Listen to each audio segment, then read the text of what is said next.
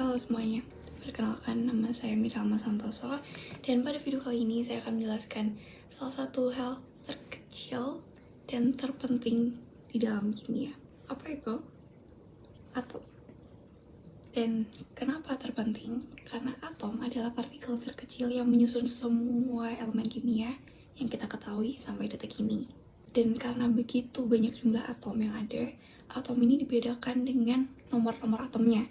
Nomor-nomor atom inilah yang nanti akan membentuk konfigurasi atomnya. Nah, atom ini, walaupun dia adalah bagian terkecil, dia juga punya strukturnya di dalamnya. Struktur atom dibagi menjadi inti atom dan juga kulitnya atau orbitalnya. Inti atom terdiri dari nukleus dan juga proton, yaitu muatan positif. Yang kedua, kulitnya atau bagian orbitalnya itu dikelilingi oleh awan-awan elektron, yaitu muatan negatif suatu atom. Dan karena di kulit terluar ini tuh banyak elektronnya, itu biasanya digambarkan dengan orbital atau garis-garis kayak planet gitu.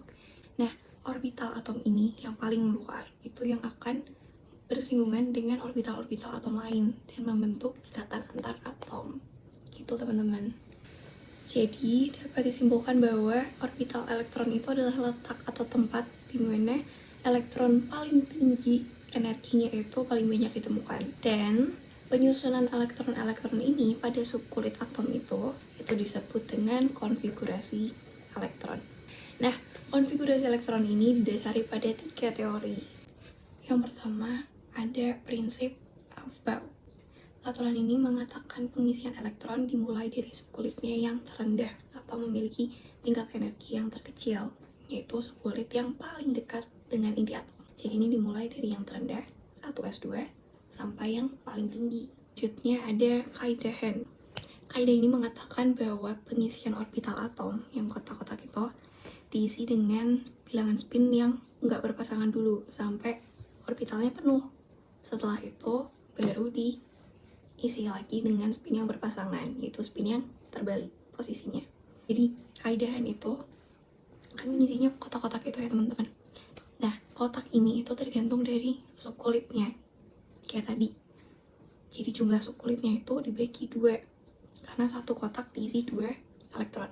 Nah, tapi gimana kalau misal jumlah elektronnya itu nggak pas buat memenuhi si kotak-kotak orbital ini? Kasusnya kayak karbon ini teman-teman. Ini karbon itu ada di golongan 4A, jadi dia butuh 4 elektron lagi untuk bisa mencapai oktet atau 8 elektron valensi, ya kan? Tapi di sini kasusnya itu adalah orbital S-nya udah penuh nih, tapi orbital P-nya cuma terisi 2, jadinya 1 elektron yang ada di S itu akan dipindah ke paling belakang atau paling ujung, orbital ujung, buat mengisi yang kosong dulu. Dan akhirnya yang ketiga kita bahas larangan Pauli. Ini banyak digunakan bersamaan dengan kaidah Hahn.